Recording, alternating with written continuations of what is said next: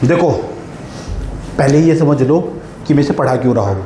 ठीक, संयुक्त राष्ट्र इंटरनेशनल, हमारे पास यूनाइटेड नेशन ऑर्गेनाइजेशन, पहले समझ लो। जब आप कोई भी एग्ज़ाम देने चलते हो, इसका इम्पोर्टेंस कितना भैया, जब आप कोई भी एग्ज़ाम देने जाता है रे, यहाँ से निकाल लो पेज, इस पर चल जाते हैं पहले पेज। देखो, जब आप कोई भी एग्ज़ाम देने जाते हो तो उस एग्ज़ाम के अंदर ध्यान से सुनना बड़े अच्छे तरीके से। पहली बात, मैं पागल हो गया क्या? देखो, ये रविया पता नहीं कौन से वाला मार्कर लेकर रखता है, बेवकूफ़ आदमी कहीं का। रवि भैया थोड़ा ही दीदी है। उसके बाद हमारे पास पहले नंबर पे, देखो हमारे पास हम कह रहे थे कि जो है, देखो मैं ये समझाना चाहता हूँ तुम्हें कि जो मैं पढ़ाने वाला हूँ ये सब्जेक्ट, ये कितना काम का और कहाँ कहाँ काम का, जरा देख लो अच्छे तरीके से। समझ में आया क्या कह रहे हैं हम? ठीक, कहाँ कहाँ काम का, कितना काम का। पहली खास बात, क्या पढ़ रहे हैं हम, समझ की बात, या क्या पढ़ रहे हैं, समझने की बात है। ये सबसे बड़ी खास बात है, हम ना इस टाइम इंटरनेशनल ऑर्गेनाइजेशन पढ़ रहे हैं। इसका मतलब हमारे पास अंतर्राष्ट्रीय संगठन पढ़ रहे हैं हम। क्या पढ़ रहे हैं? अंतर्राष्ट्रीय संगठन हमारे पास। समझ में आई बात? ये अंतर्राष्ट्रीय संगठन पढ़ रहे हैं। अंतर्राष्ट्रीय संगठन मतलब इंटरनेशनल ऑर्गेनाइजेशन। पता लग गया मैं क्या कह रहा हूँ? इंटरनेशनल ऑर्गेनाइजेशन पढ़ रहे हैं हम। ये कहाँ काम की हो, दुनिया में कोई समस्या आई होगी, उस समस्या का समाधान करने के लिए इस तरह के संगठन बनाए जाते हैं, इस तरह के ऑर्गेनाइजेशन बनाए जाते हैं, संगठन बनाए जाते हैं। और उन संगठन से तमाम प्रकार की परीक्षाओं के अंदर लगातार सवाल पूछे जाते हैं, कभी छोटे कभी बड़े।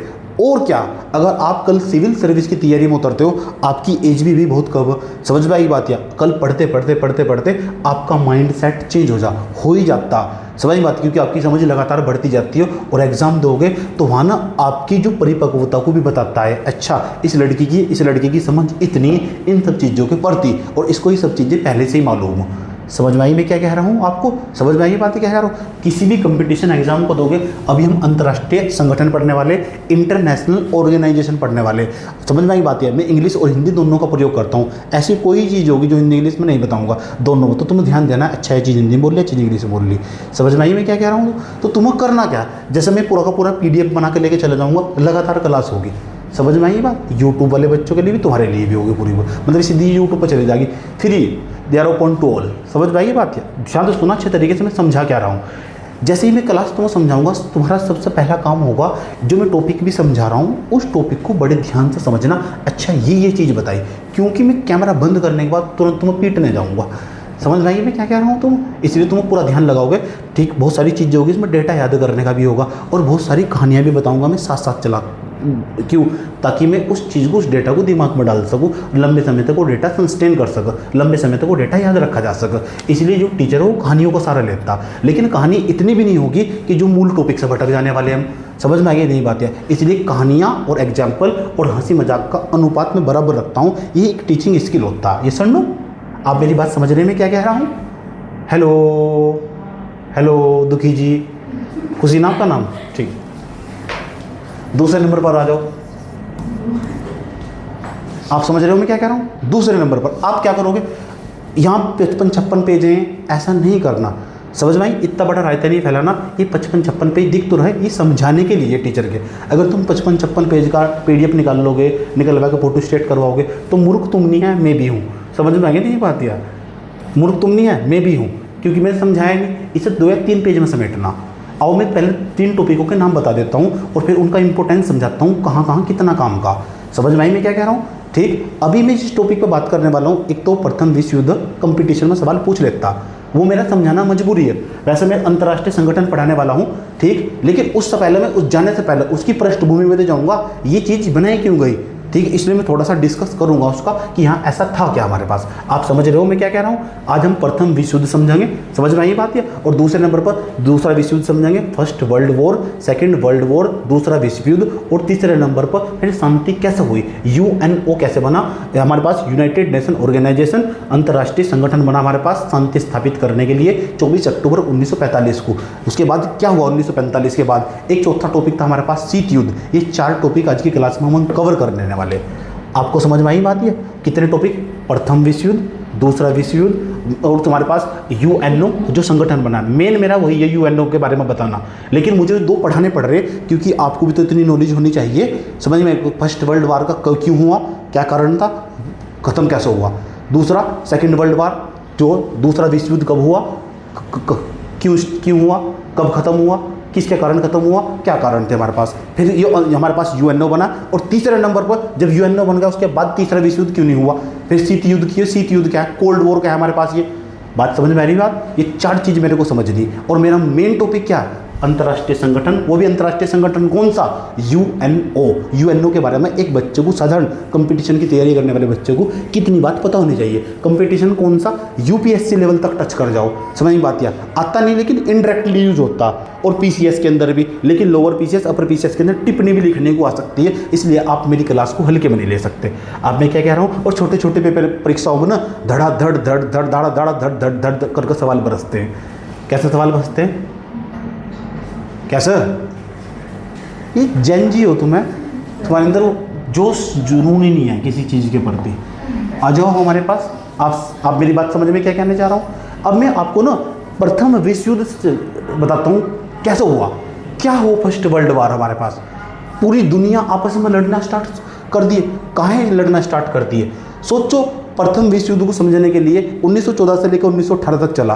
भारत के इतिहास को अगर टटोलते हुए आप पीछे जाओगे समझ में आएगी बात है। और 1914 में जाओगे, 1915 में तो महात्मा गांधी आए थे। उस टाइम पर हम गुलाम देश हुआ करते थे, उपनिवेश हुआ करते थे, कॉलोनी हुआ करते थे। कॉलोनी इंग्लिश में बोलते हैं, हिंदी में उपनिवेश बोलते हैं। हम अंग्रेजों की कॉलोनी हुआ करते थे, हम अंग्रेजों के उपनिवेश हुआ करते थे। जो हमें ऑर्डर देते थे हम उन्हें फॉलो करते थे, आज़ाद नहीं है थे हम। 1914 से लेकर 1918 तक हुआ। दूसरा विश्व युद्ध 1939 से लेकर 1945 तक हुआ।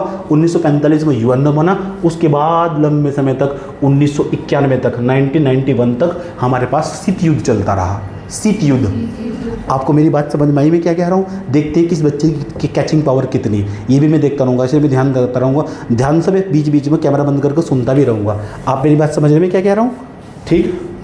बता देना मुझे कि गति इतनी नहीं होनी चाहिए जो हमारे पास जो पाठक, आप में पाठक कहते हो दर्शक, कि दर्शक की जो हो, दर्शक पकड़ भी ना पाओ कि हमारे पास सामने स्क्रीन पर चल क्या रहा। इज एम राइट, क्या मैं सही कहूँगा, सही में कह रहा हूँ समझ रहे क्या मैं अच्छी एक्टिंग कर लेता हूँ। अच्छा, एक्टिंग पूरी सीखी मैंने पिछले 4-5 महीनों में एक्टिंग बहुत सीखी। देखो कंट्रीज ऑफ वर्ल्ड, आइए आप देख लेते हैं। ऊपर का इतना वाला पार्ट दिखाई दे रहा है आपको, ये उत्तरी अमेरिका। और जब हम अमेरिका चिल्लाते हैं ना तो ये बीच वाला अमेरिका। क्यों कह रहा हूँ समझ लो, अभी समझ लो, 2 मिनट रुक जाओ शांति से। ये रहा यूएसए हमारे पास, अमेरिका यहाँ मेरा जाना सपना, जाऊँगा कुछ दिन बाद। यूएसए होगा हमारे पास ये, ठीक। उसके बाद ये हमारे पास उत्तरी अमेरिका होगा, ये हमारे पास ये दक्षिण अमेरिका होगा। इसमें भी बहुत सारे देश है, इसमें भी बहुत सारे देश है।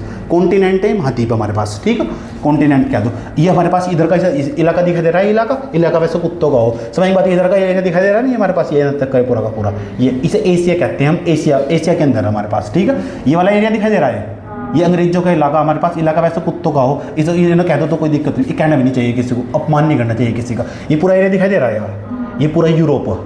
ये हमारी बात तुमने मेरे मुख से कई बार सुना होगा, यूरोप।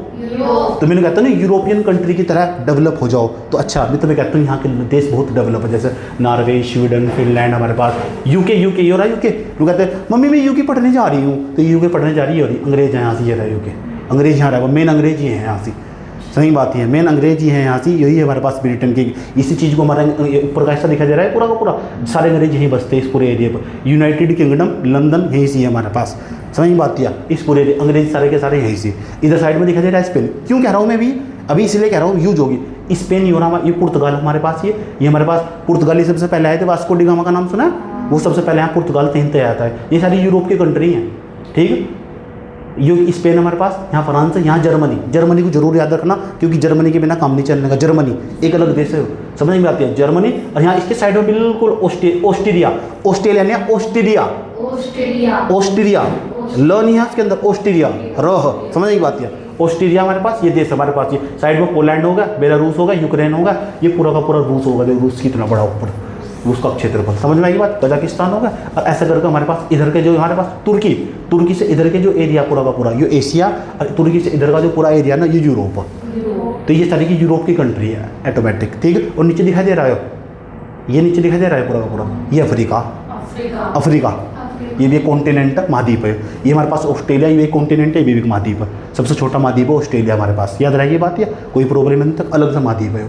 तो पूरी पृथ्वी पर टोटल कितने महाद्वीप है? 7। लेकिन इस महाद्वीप में कुछ हलचल हुई कब कब अब मैं बात करता हूँ 1914 के आसपास की बात, समझ रहे, ठीक। सोचो कभी कि किसी एरिया में, किसी गांव के अंदर अगर 5 परिवार रहते हो, कितने?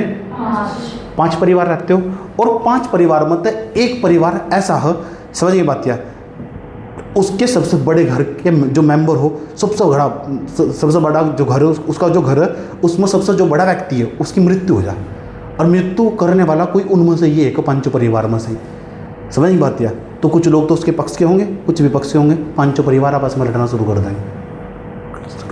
देंगे। कुछ ऐसा ही हुआ यहाँ जो ऑस्ट्रेलिया ने हमारे पास, यहाँ ऑस्ट्रेलिया बिल्कुल जर्मनी के नीचे साइड में ऑस्ट्रेलिया, यहाँ के एक राजा को मार दिया गया था। समझ बात, राजा को तो मारा ही, रानी को भी मार दिया गया था साथ में, और राजा तो इतना बड़ा पद हो। तो क्या हुआ, यहाँ के देश आपस में ही लड़ना स्टार्ट कर, ये तत्कालिक कारण था। तत्कालिक कारण का मतलब हो अभी लड़ाई क्यों बजी, सही बात है, इंस्टेंटली क्या हुआ हमारे पास, याद रहेगी बात है।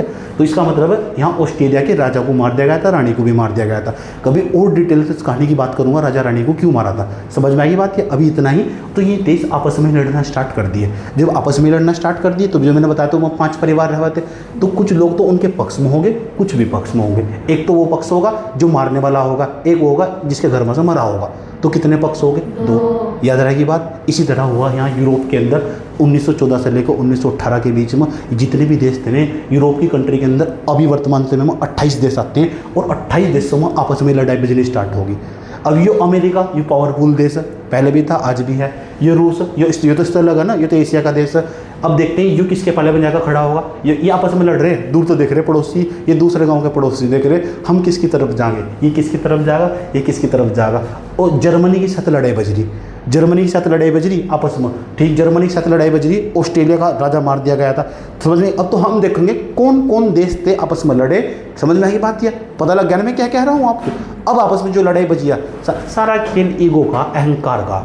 जब आप इस कहानी को समझोगे ना, ईगो यानी अहंकार कितनी बड़ी चीज़ हो, कितना बड़ा रिश्ता कितनी मिनट में समाप्त कर दो, 4 मिनट में समाप्त कर देगा, 2 मिनट में समाप्त कर देगा।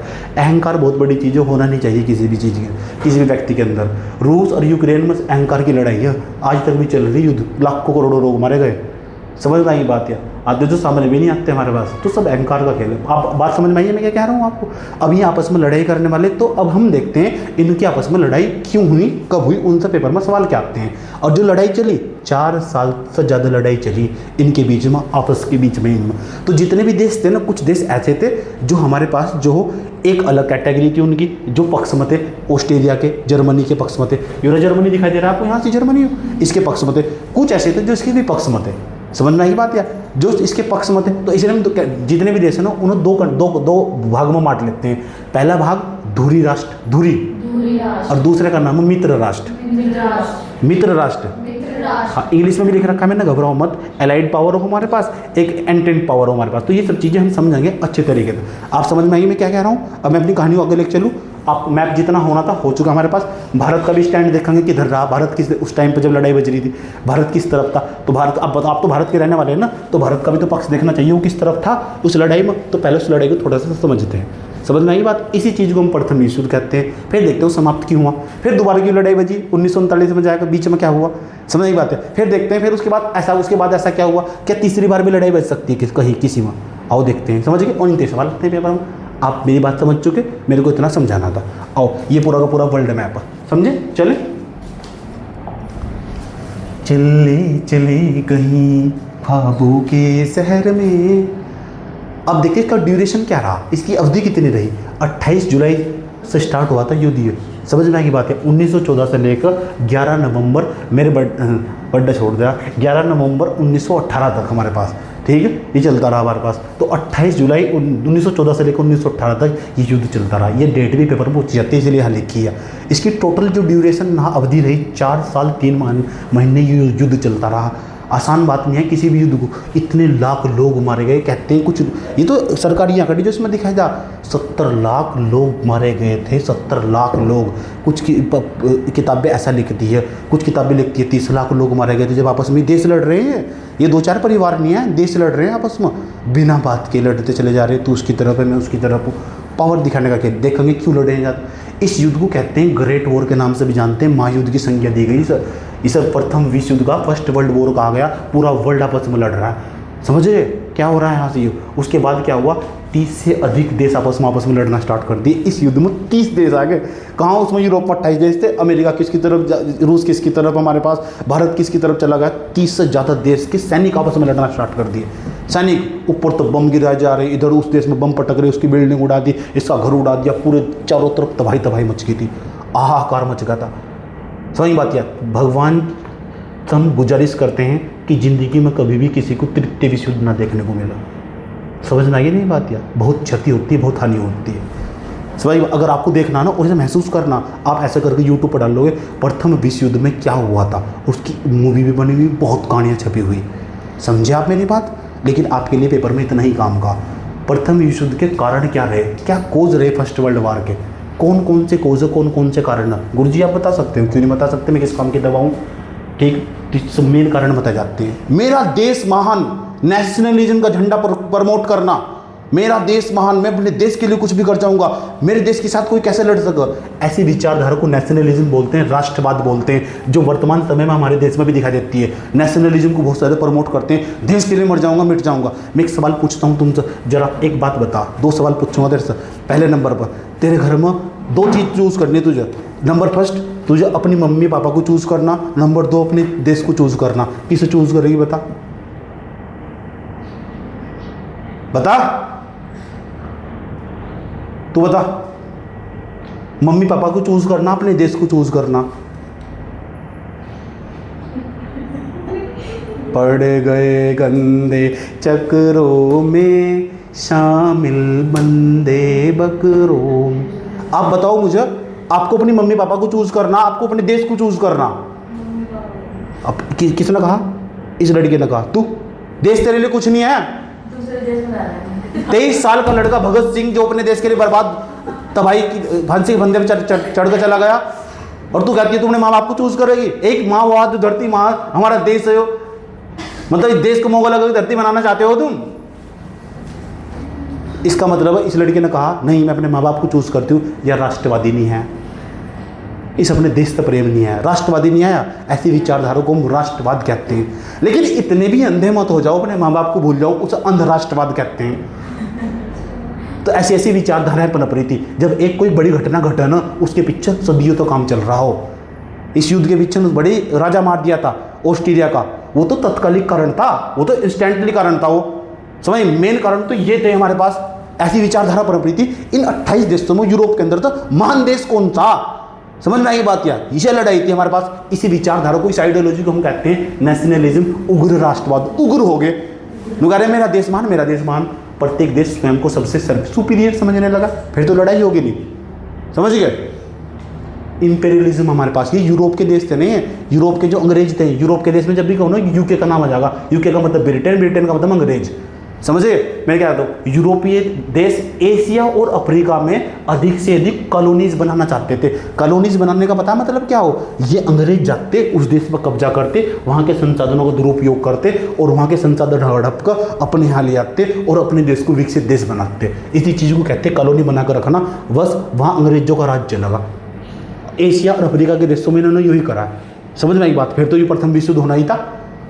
आप समझ रहे मेरी बात में क्या कह रहा हूँ। दूसरा, एक कारण नहीं होता। कल को तुम फेल हो जाओ पेपर की तैयारी करते हो, तुम सोच रहे हो एक कारण होगा, दूसरा कारण ये भी था तो मोबाइल फ्रेंड से 4 घंटा बात कर रही थी, वो नहीं कारण है।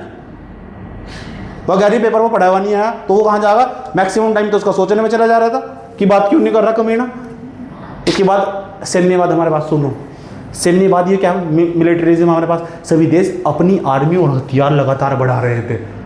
अब सोचो सबके पास अलग अलग देश अपने हथियारों को लगातार बढ़ाना, और ये बहुत सारे कारण रहे।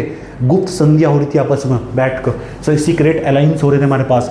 अब तो क्या हुआ, इसी कारण जो 2 देश, जितने भी देश थे सब वे सब दो गुट में बढ़ चुके। एक तरफ तो रहे मित्र राष्ट्र, यहाँ तो याद करना, इस पक्का सुनूंगा। एक तरफ मित्र राष्ट्र रहे, याद रखना बात, या ट्रिपल एंड इंटेंट कहते हैं हमारे पास, अलाइंड पावर भी कहते हैं, अलाइड पावर, या तो इंग्लिश में अलाइड पावर कह दो या मित्र राष्ट्र कह दो। मित्र राष्ट्र के नाम तो बहुत फेमस है, अलाइड पावर। इसमें कौन कौन से देश थे में याद करने पड़े, इन पेपर में सवाल भी पूछो। मित्र राष्ट्र, जब पहला विश्व युद्ध चल रहा था, मित्र राष्ट्र कौन कौन से थे, आओ बताऊं तुम्हें मित्र राष्ट्र कौन कौन से थे। और दूसरे कौन से, ध्रुवी राष्ट्र, वो भी समझेंगे हमारे पास। पहले मित्र राष्ट्र समझ लो, ब्रिटेन यानी अंग्रेज वाले हैं, ये अंग्रेज। अब देखेंगे अंग्रेजों के साथ कौन कौन था, समझ नहीं बात। जब लड़ाई बज रही थी पहले विश्व युद्ध में, अंग्रेजों के साथ फ्रांस भी था, ब्रिटेन, फ्रांस, रूस भी पता उनकी तरफ से लड़ रहा था। अब ये सेंट्रल पावर हमारे पास, सेंट्रल पावर मतलब केंद्रीय शक्तियाँ थी जिनकी साथ लड़ाई बज रही थी, समझ बात। या जिन पर अत्याचार भी खूब भयंकर तरीके से अत्याचार हुआ था, ये वाले देश हमारे पास। जर्मनी, हिटलर का नाम सुना तुमने, हिटलर का, यही का सशक्ता वो जन्म लेगा, वो इसलिए तो बदला लेने आया था क्योंकि इनका प्रथम विश्व युद्ध में अपमान हुआ था, समझ में आई बात है। अब हम पढ़ेंगे ये का ऑस्ट्रेलिया, हंगरी, ये जर्मनी और ऑस्ट्रेलिया दोनों आपस में पहले विश्व युद्ध में साथ साथ लड़ रहे थे।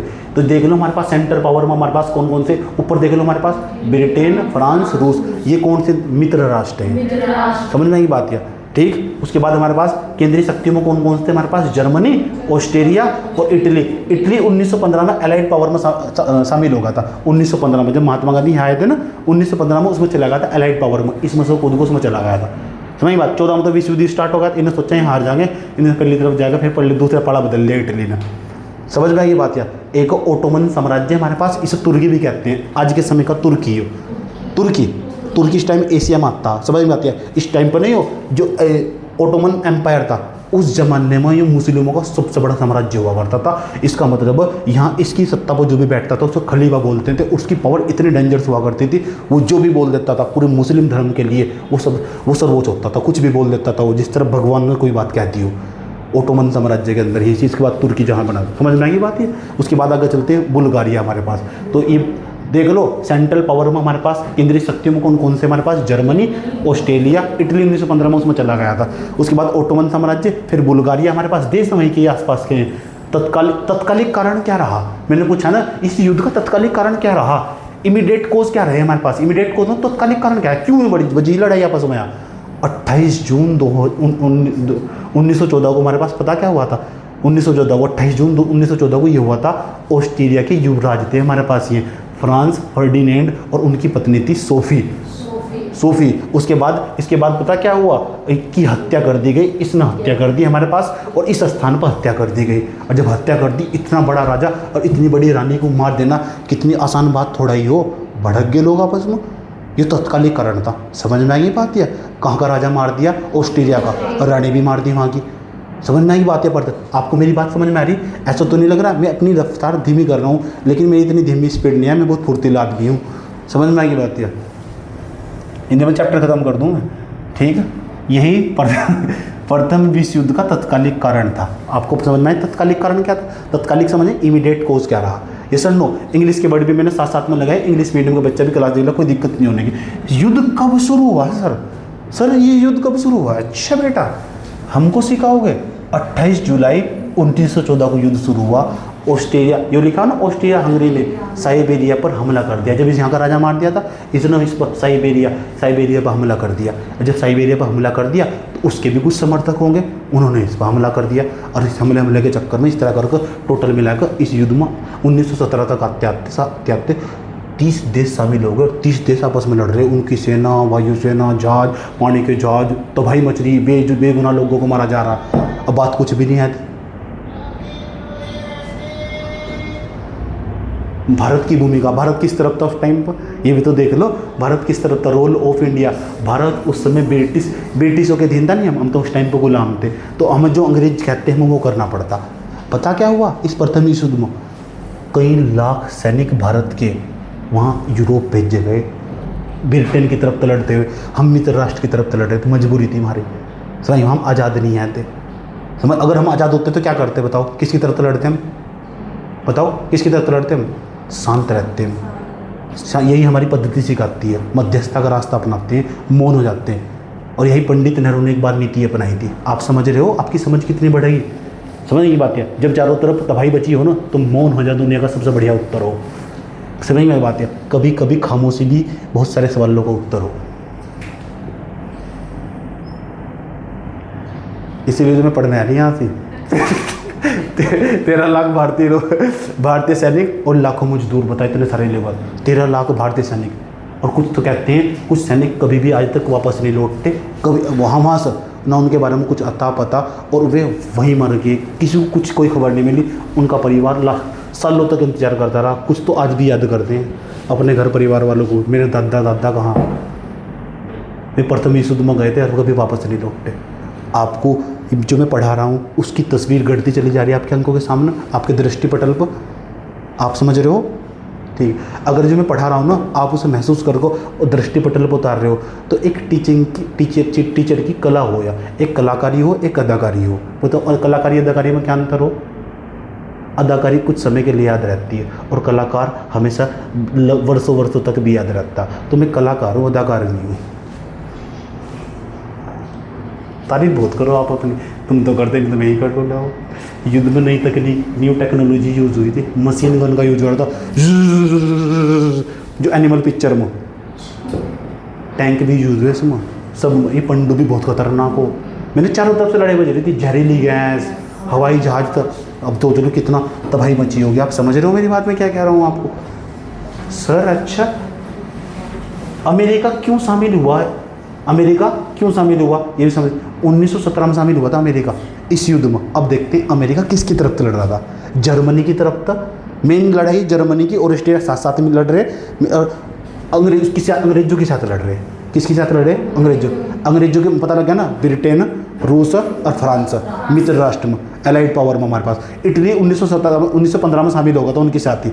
आप समझ रहे मैं क्या कह रहा हूँ? जब तक आपको ये नहीं पता लगेगा ना कौन किसके साथ लड़ रहा, तब तक ऐसा लगेगा आपको आप एक पिक्चर में बीच में मूवी चल रही थी और बीच में टॉयलेट करने भाग गए। समझे? कारण अमेरिका क्यों शामिल हुआ? जर्मनी ने ना जो अमेरिका था उनके जहाज़ों पर हमला कर दिया था जर्मनी ने। यही जर्मनी ने गलती कर दी। समझ बात या? जर्मनी ने किसके जहाज़ों पर हमला कर दिया था? अमेरिका का। सही बात या? तो अमेरिका की जो शिप पर हमला कर दिया, ठीक,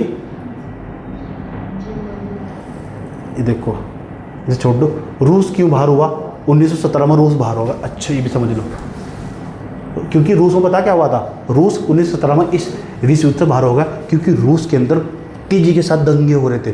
वहाँ लेनिन नाम का एक व्यक्ति था, वहाँ एक क्रांति कर दी थी मजदूरों को इकट्ठे कर, उसे बोलते हैं रूसी क्रांति। तुमने पढ़ी भी होगा, फ्रांसीसी क्रांति, रूसी क्रांति, इस तरह करके 10th क्लास में। समझ बात है? जो वहाँ से लेनिन ने क्रांति कर दी थी, इसलिए रूस को अपने हाथ पीछे खींचने पड़े। ओ भाई मेरे तो घर में आगे लगी पड़ी, मुझे नहीं करना किसी के साथ युद्ध याद। समझ में आई बात में? वापस जा रहा, वो 1917 में वापस लौट आया। आप समझ में आई बात नहीं क्या? और लेकिन रूस किसकी तरफ लड़ाई कर रहा था? अंग्रेजों की तरफ। अंग्रेज का मतलब क्या हो? ब्रिटेन। याद आएगी? ब्रिटेन, फ्रांस और रूस उसकी तरफ से। और अमेरिका भी उनके फाड़े में चला गया था। और अमेरिका क्यों गया था? जर्मनी ने इनका जहाज पर हमला कर दिया था। बात समझ में आ रही पूरी की पूरी? कहानी इतनी पता होनी चाहिए, समझ में बात है? इतनी अपेक्षा करी जाए बच्चे तक, ठीक। अब दिक्कत कहाँ हुआ? जब यह लड़ाई 4 साल तक 5 साल तक चलती रही तो इतनी तबाही हो चुकी। अब लोगों को लगने लगा यार अब तो कुछ करना पड़ेगा, अब तो शांति समझौता चाहिए। सबकी अर्थव्यवस्था खराब हो चुकी, किसी के पास पैसा नहीं बचा, खाने तक के लाले पड़ गए। समझ में आई बात? यार भूखमरी, गरीबी, बेरोजगारी, आतंकवाद तेजी के साथ पनपना स्टार्ट हुआ। कारण था एकमात्र कारण, ये युद्ध लगातार 4 सालों तक चलना और कई लाख लोगों की इसमें मृत्यु हो जाना। सब देशों का ध्यान युद्ध पे ही था, खाने कमाने पर तो ध्यान रहा ही नहीं बिल्कुल भी। तो इस लोगों ने सोचा अब कोई ट्रीटी करनी होगी, संधि करनी होगी, आपस में बैठ जाओ, समझौता कर लो सारे देश। पता क्या हुआ? इसका कारण एकमात्र कारण बताया गया। जब आपस में एक शहर पड़ता हमारे पास फ्रांस के अंदर, उस शहर का नाम बता रहा हूँ मैं, और जिस शहर में बैठ कर संधि होगा ना, उस संधि का नाम उस शहर के नाम पर पड़ जा। संधि का मतलब समझौता होगा। समझ में आई बात है? ट्रीटी हुई जहाँ भी, उस ट्रीटी का नाम हमारे पास ये है हमारे पास, ठीक, ट्रीटी ऑफ ब्रेस्ट लिटवॉक्स। देखिए लिखा होगा हिंदी में यार। रूस तो बाहर होगा था, इसके बाहर होगा तो रूस, ठीक है। युद्ध समाप्त हुआ, नीचे लिख रखा बना 11 नवंबर 1918 को जर्मनी ने आत्मसमर्पण कर दिया। जर्मनी ने घुटने टेक दिए, भाई मेरे बस की बात नहीं है लड़ाई करनी। सही बात है, पीट लो मार लो मुझे, मेरे बस की बात नहीं है लड़ाई करनी, उनका सब कुछ खत्म हो चुका था। ठीक, इसे बोलते हैं आर्मिस्टिस डे कहा जाता है, जब जर्मनी ने आत्मसमर्पण कर दिया। आप समझ रहे मैं क्या कह रहा हूँ? यह संधि हुई थी, क्या कह रहा था मैं तुम्हें, जब संधि हुई क्या है, वर्साई। वर्साई एक स्थान पड़ा हमारे पास, वर्साई कहाँ पड़ता हमारे पास? ये शहर है क्यों, फ्रांस के अंदर। कहाँ से? फ्रांस के अंदर। आपको याद है ना फ्रांस कहाँ से हमारे पास? पेज नंबर याद रखोगे? वो कौन सा पेज नंबर है? देखो फ्रांस दिखा दो आपको कहाँ से, ये रहा फ्रांस हमारे पास, स्पेन, ये रहा फ्रांस। फ्रांस की एक शहर पड़ा इसके अंदर हमारे पास वर्साई। वहाँ बैठ कर ये देश आपस में बैठे, उनके नेता आए, आपस में बैठ कर भाई समझौता कर लो यार, कब तक लड़ाई करोगे। वर्साई शहर में बैठ कर संधि हुई, समझौता हुआ, और समझौते में क्या क्या हुआ वो भी तुम्हें बता ही दूँ। समझ की बात है? समझौते में एक सबसे बड़ी गलती पता क्या हुई? जितने भी सारे के सारे देश थे, चाहे मित्र राष्ट्र के थे, धुरी राष्ट्र के थे, उन्होंने सब ने गलती निकाल ली। पता किसकी? बैठ कर जर्मनी की। जिस तरह बंटवारा हो ना, बंटवारे में लड़ाई बच जा और सब आपस में बैठने में, गलती किसकी थी? इसकी थी। तो धीरे धीरे धीरे सबको लगा जर्मनी ही पागल था, और जर्मनी ही पागल था, और जर्मनी का बहुत अपमान कर दिया सारे देशों ने मिलकर, और यह बात जर्मनी को सहन नहीं हुई। समझ में बात है? जब तो दूसरा विश्व युद्ध था, आगे जाकर अपमान हुआ था, इसलिए किसी का अपमान भी नहीं करना चाहिए। समझ में आगे नहीं पाती है? नहीं तो फिर उसके देश में एक हिटलर पैदा हो जा।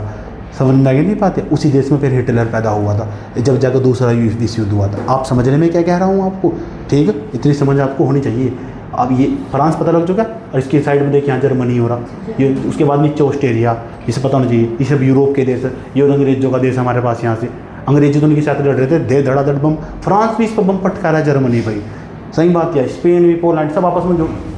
अब देखते हैं कौन सा पेज था, याद है तुम कुछ?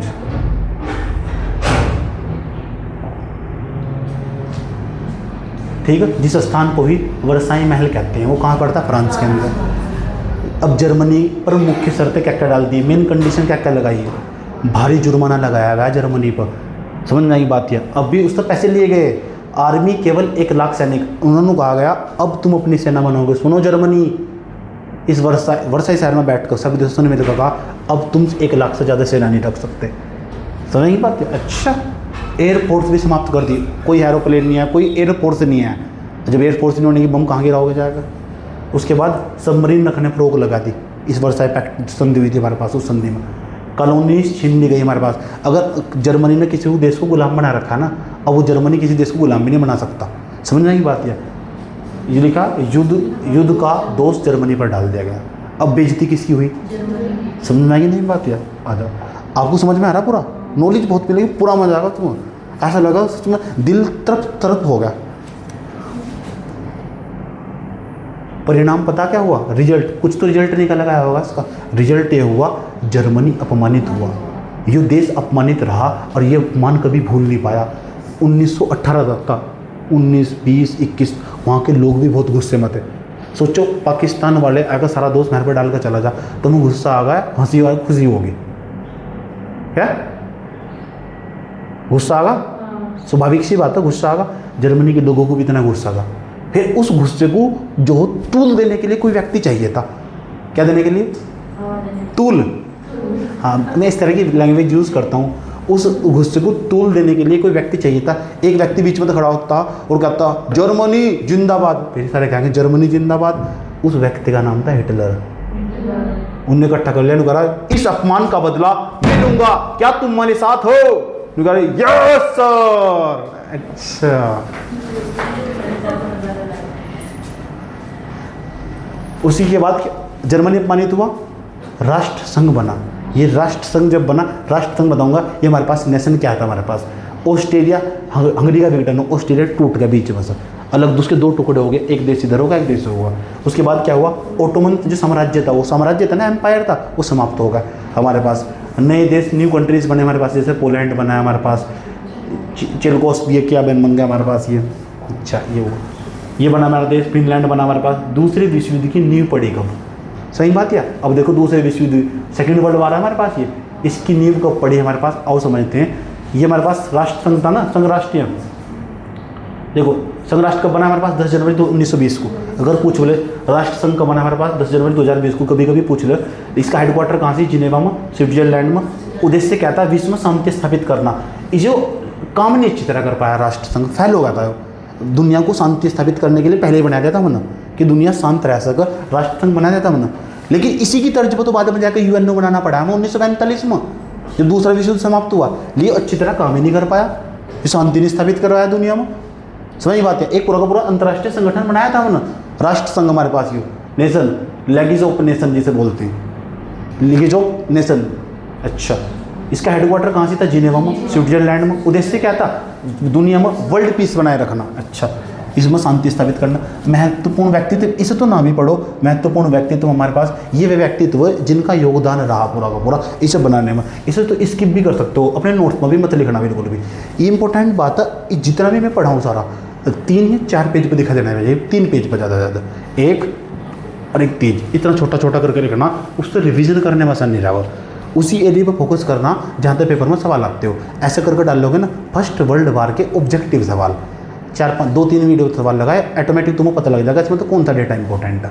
समझना की बात मैं क्या कर रहा हूँ। फिर ऐसे यूट्यूब पर जाकर लगाओगे सेकंड वर्ल्ड वॉर के MCQ क्वेश्चन, पता लग जाएगा 2-3 वीडियो देखकर छोटी छोटी 30-30 मिनट की, कि इसमें तो कौन सा क्वेश्चन इंपॉर्टेंट है। सारे डेटा इंपॉर्टेंट नहीं लगने का। जो मैंने कहानियाँ बताई वो तुम्हें समझाने के लिए हो। बात समझ में आ रही मैं क्या कह रहा हूँ।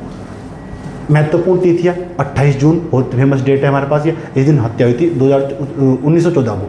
सही बात है। उसके बाद युद्ध समाप्त हुआ था 28 जुलाई 1900, युद्ध शुरू हुआ था 28 जुलाई को, हत्या हुई नहीं थी जून में, 1 महीना लग गया था युद्ध शुरू होने में, हत्या होने के। 1917 में अमेरिका शामिल हो गया था, ये भी बात याद रखनी। अमेरिका युद्ध में शामिल हो गया था, उसके जर्मनी ने उसके जहाज पर हमला कर दिया था। 1917 में रूसी क्रांति हो गई तो रूस अलग हो गया था। समझ बात है। 11 नवंबर 1918 को युद्ध समाप्त हो गया था। वर्साई की संधि हमारे पास हुई थी, पता लग गया ना, मैंने बताया था थोड़ी देर पहले। वर्साई की संधि हुई थी 28 जून 1919 को।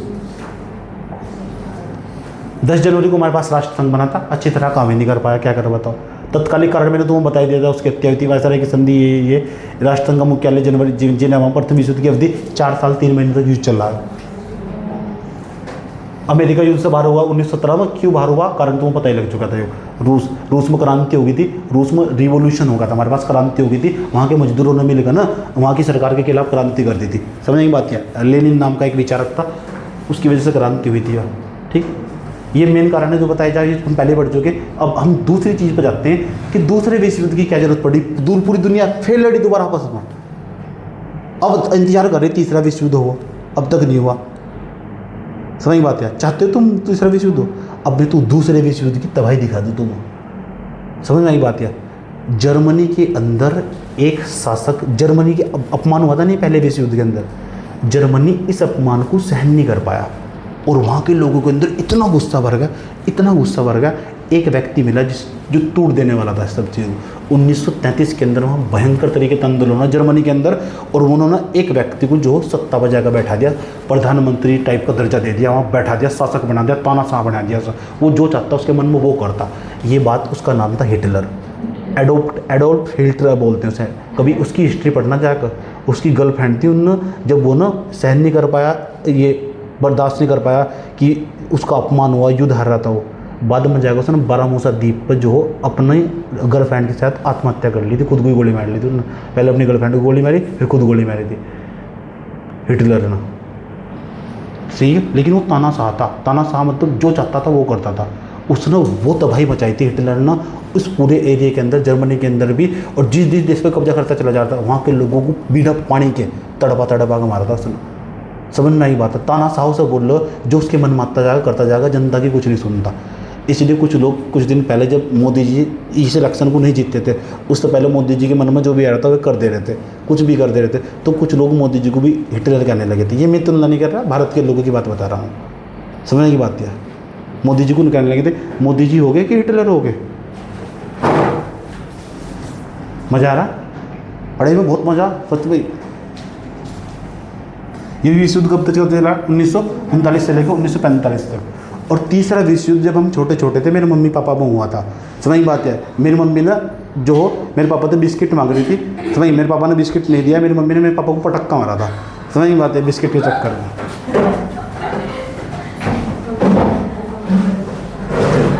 ऐसे ऐसे हो सकता है हर घर में भी विश्व युद्ध चलते हो। इसके बारे में थोड़ा जान लेते हैं। 1 सितंबर 1939 से लेकर 2 सितंबर 1945 को समाप्त हुआ। 1 सितंबर, जो सितंबर का महीना ना, इसमें इतिहास में इतनी बड़ी बड़ी घटना हुई, बहुत बड़ी बड़ी घटना।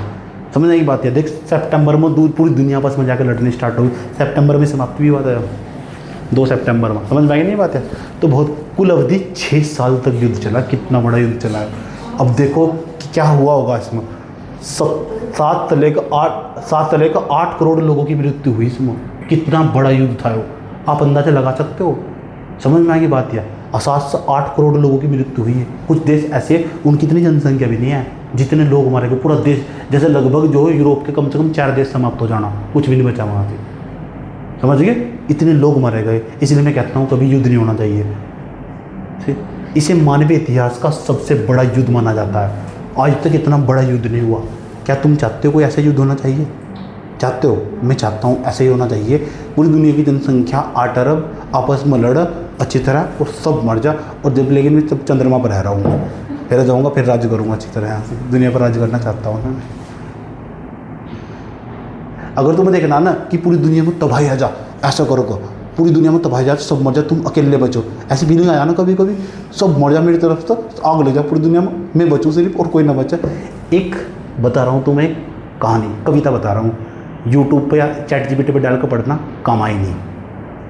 कामायनी जयशंकर प्रसाद ने लिखी, जरूर पढ़ना उसे, पढ़ लोगे आज घर जाकर, फिर मुझे कल बात बताइए उसके बारे में, बहुत अच्छी चीज़ है।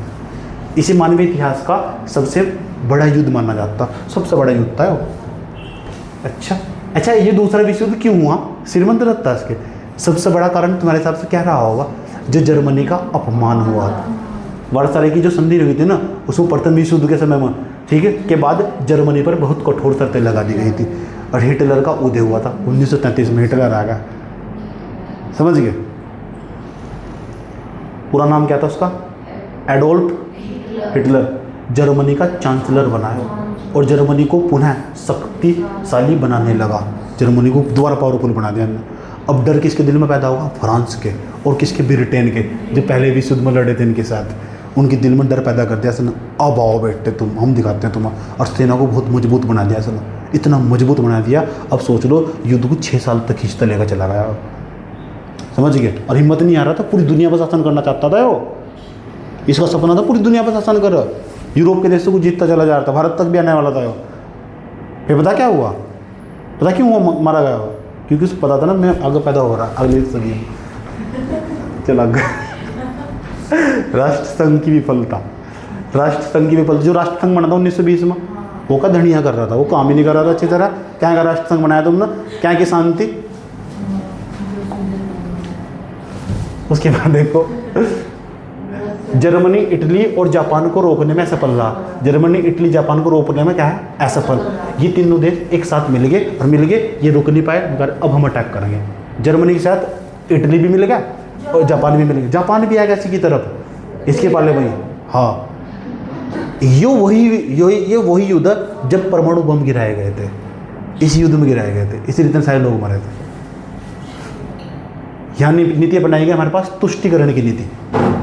आ जाओ, ब्रिटेन और फ्रांस ने हिटलर को रोकने के बजाय समझौते किए। ब्रिटेन और फ्रांस ने हिटलर को रोका, एग्रीमेंट करते चले गए। कोई भी हिटलर को नहीं रोक रहा, लेकिन हिटलर मानने वाला नहीं है, बड़ा खतरनाक आदमी हो। तत्कालिक कारण क्या रहा?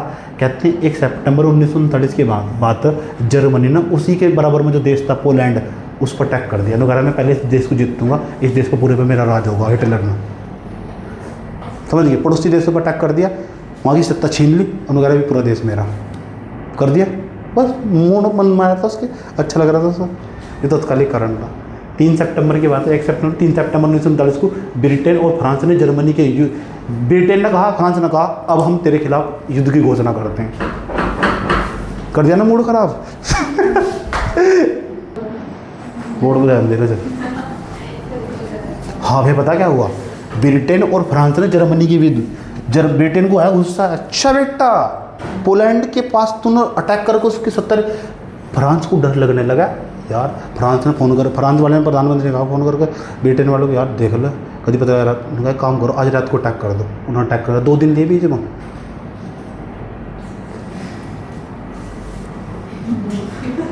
समझ गए ना? ठीक, अटैक कर दिया। लेकिन जर्मनी तब तक बहुत शक्तिशाली हो चुका था, दूसरे विश्व युद्ध में आते आते, और आज उसके पास इतना हल्के में नहीं लिया जा सकता। आ जाओ देखो युद्ध में कौन कौन किस तरफ रहा, सबसे इंपॉर्टेंट चीज़ है। एक तो धुरी राष्ट्र, एक्सिस पावर हमारे पास, इसमें जर्मनी, इटली, जापान, ये तीनों शामिल होंगे। बड़े देश थे, इन्हें जरूर याद रखा जा। Germany, Italy, Japan. ये जापान भी बहुत शक्तिशाली था, जर्मनी जापान, जैसे जर्मनी जैसे जापान, याद रखना, ठीक है। एक साथ दूसरे विश्व युद्ध में, ठीक है। इटली भी इसकी तरफ ही था। बाद में क्या हुआ, हंगरी आया इसमें, इनके साथ ही धुरी राष्ट्र के साथ। रोमानिया भी आ गया, देश हैं। उसके बाद बुल्गारिया भी ये आया, रोमानिया भी आएगा। तो जर्मनी, इटली, जापान, ठीक है, रोमानिया और Bulgaria. Germany, Italy, Japan, Romania, Bulgaria, याद रहेगी। धुरी राष्ट्र की मित्र राष्ट्र में, धुरी राष्ट्र, एक्सिस पावर जिनको पता। उसके बाद मित्र राष्ट्र कौन कौन थे, शुरुआत में ब्रिटेन था, फ्रांस था, पोलैंड था। पोलैंड पर तो हमला ही हो रहा था, तुम्हें पता ही। बाद में कौन कौन जोड़ा इसमें, रूस इनके साथ 1941 में जोड़ा। याद रखना बात यार, रूस नहीं मार रहा, रूस पता क्या हुआ, रूस अमेरिका के साथ मिलकर लड़ रहा है। रूस कितना शक्तिशाली, और अमेरिका अभी जर्मनी को हमला करेंगे, जर्मनी जापान पर। दो सोच लो, ये 1941 में हमारे पास ये भी आएगा, हमारे पास 1941 में ये भी आया, यूएसए भी आएगा, अमेरिका भी आएगा। दो बड़े देश हो गए, उनके साथ मित्र राष्ट्रों के साथ शामिल। अब सोच रहे कितना भयंकर मुकाबला रहा होगा, और कैसे लड़ाई बज रही होगी। ऊपर तो वायुसेना हमला कर रही, नीचे तो जो थल सेना हमारे पास जो आर्मी है, नीचे तो हमला कर रखी। आपस में कोई देश उस पर बम पटका रहा, उस पर पटका रहा, कहीं केमिकल अटैक हो रहे, कहीं कुछ हो रहा। पूरी दुनिया में तो भाई मच्छी पड़ी। इस टाइम पर हम गुलाम अभी 1947 का समय, आज़ाद नहीं हुआ, 1947 में आज़ाद होंगे। आप समझ रहे हो क्या मंजर रहा होगा वो। और जो जर्मनी का शासक था हिटलर, कभी उसकी कहानी पढ़ना, उसने कैंप लगाए थे बड़े खतरनाक, जिस देश पर जिस एरिया पर कब्जा करता चाहता था ना, वहाँ की लड़की, महिलाएँ, सब जो उनके साथ बहुत बुरे बुरे कांड होते थे। समझ में बात है, भूखा तड़पा जाता था ना, छोटे छोटे बच्चों को मारा जाता था, समझे।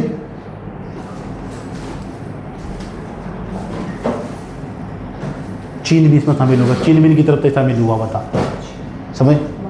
भारत की भूमिका, भारत किसकी तरफ से जाएगा, मित्र राष्ट्र की तरफ से जाएगा। गुलाम था हम, ब्रिटिश शासन के दिन था। लगभग 25 लाख सैनिक भारत की तरफ से गए, 25 लाख सैनिक भेजे गए यहाँ से, एलाइड पावर की ओर से लड़े। क्या कर हम बताएं, मजबूरी थी हमारी। महत्वपूर्ण घटना 1939 में क्या हुई, आ जाओ समझ लो। जर्मनी ने पोलैंड पर हमला कर दिया। 1940 में जर्मनी ने फ्रांस पर कब्जा कर दिया। जर्मनी ने फ्रांस पर कब्जा कर दिया 1940 में हमारे पास, समझ गए। 1941 में क्या हुआ, ओह एक होमा, जर्मनी ने यूएसएसआर पर हमला कर दिया। यू रूस का नाम है यूएसएसआर। यूएसएसआर यानी इसमें बहुत सारे रूस के साथ साथ और भी देश हुआ करते थे। तो जर्मनी ने किस पर हमला कर दिया, रूस पर। रूस दिख पता ना तुम्हें, जर्मनी ने रूस कहाँ से, पेज नंबर याद है। ये जर्मनी, इतना बड़ा रूस, ये इसी का नाम यूएसएसआर था।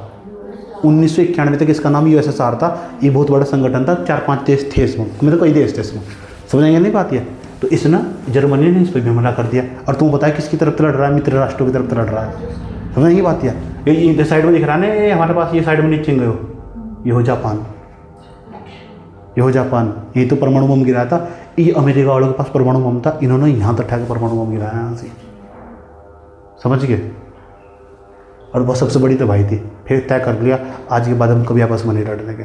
बहुत लोग मारे गए, 7-8 करोड़ लोग थोड़े हो गए।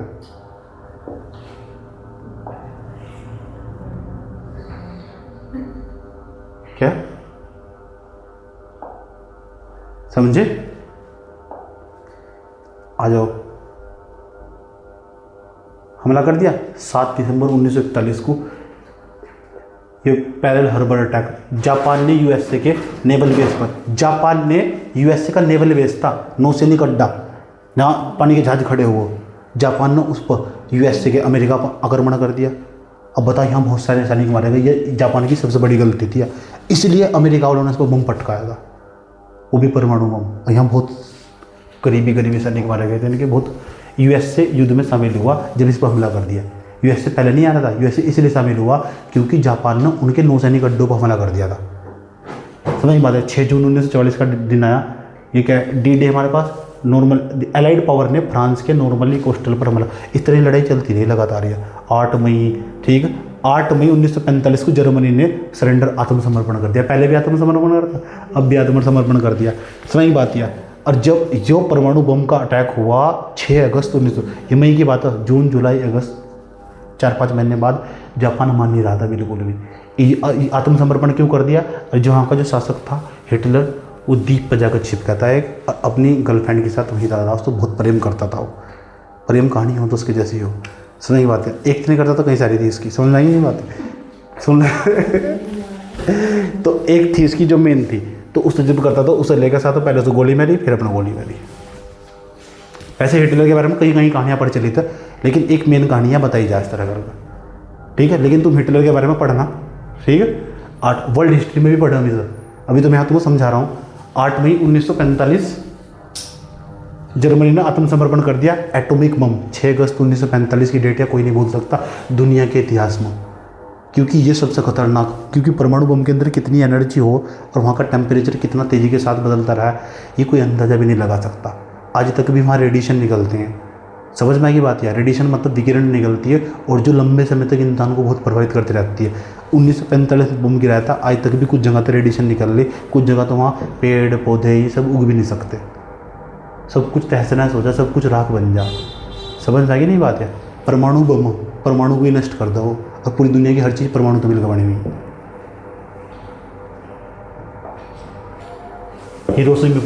हिरोशिमा ना, यहाँ गिराया था बम, शहर है। 9 अगस्त को 3 दिन और रुके, 3 दिन बाद एक और बम गिरा दिया उन्होंने नागासाकी पर। यूएसए ने एटॉमिक बम गिराया। 2 सितंबर 1945 को जापान ने भी आत्मसमर्पण कर दिया। सब कुछ तबाह हो चुका, कई लाख लोग मारे गए, पूरे के पूरे शहर तबाह हो गए, बहुत बड़े एरिया पर नुकसान पहुंचा है। इनकी अलग कहानी। लेकिन आपको प्रथम विश्व युद्ध और दूसरे विश्व युद्ध की पूरी फीलिंग आई कि नहीं आई आज? हाँ जी, प्रमुख नेता ये नहीं जानने तुम, समझ में आई बात क्या? आप कब नोट्स बनाओगे इसका? आप तभी नोट्स बनाना है इसका जब इसके एमसीक्यू क्वेश्चन लगा लोगे। एमसीक्यू क्वेश्चन लगा कर आपको ये पता लग जाएगा कि कौन सा एरिया इसमें इंपॉर्टेंट है। सारा करिए नोट्स बनाने के, समझ गए ना मैं क्या कह रहा हूँ? कि इनसे कौन से एरिया से ज़्यादा सवाल आवा, नहीं तो सारा भरोगे तो आपका नोट्स बढ़ जाएगा। मैं चाहता हूँ आपका जो नोट्स है ना उसका लेंथ नहीं बढ़ना चाहिए, समझ ये बात क्या? छोटा होना चाहिए हो, ताकि फटाफट रिवीजन कर सको सर।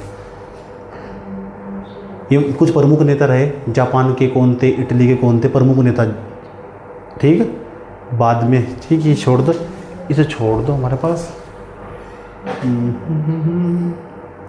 उसके बाद क्या हुआ?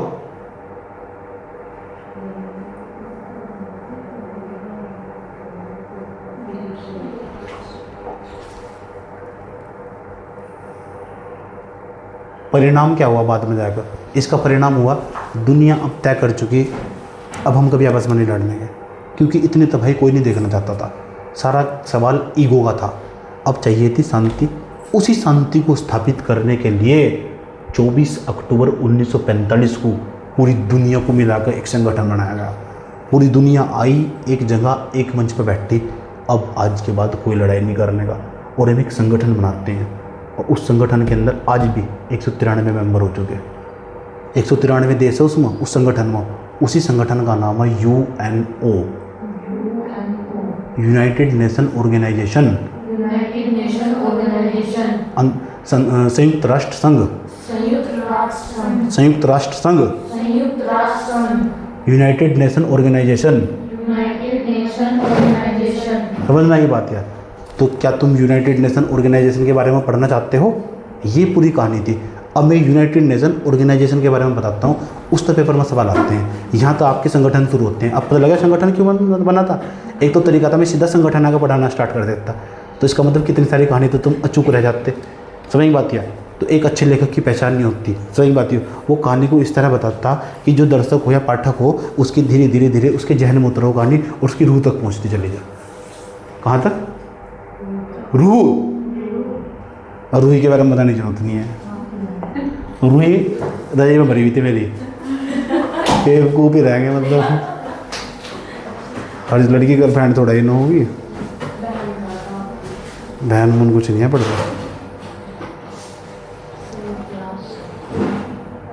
संयुक्त राष्ट्र कुछ और देखना चाह रहा था मैं यार, इसे छोड़ दो। खास तो कल ही सब पढ़ा चुके हम। हाँ, ये आया संयुक्त राष्ट्र संघ। संयुक्त राष्ट्र, ये देख रहा है पूरी की पूरी पृथ्वी, 7 के 7 महाद्वीप का नक्शा पूरा बना रखा है।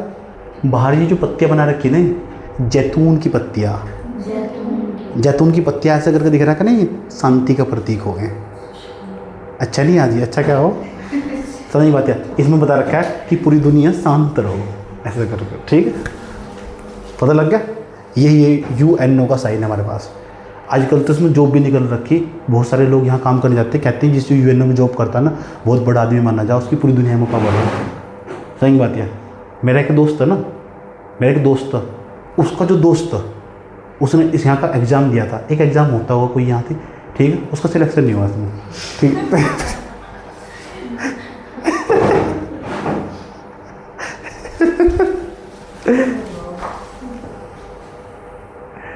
इतना सीरियस होने की क्या जरूरत है। देखो पूरी दुनिया के देश आपस में बैठ के नहीं आ गए, तो पूरी दुनिया के देश आपस में बैठने का मतलब नहीं है कि पूरा देश चल पड़ा मंतर यहाँ आके बैठ गया, एक कोई मेन आदमी जाएगा, समझेंगे मैं क्या कह रहा हूँ। जैसे मोदी जी चले गए यहाँ से, तो कहते भारत भी आया था यहाँ से, तो ना भारतीय सारे लोग उठ के आए थे यहाँ से। तुझे लग रहा भारतीय अगर एक कर जाएंगे तो कर बैठ जाएंगे, क्यों लग रहा है?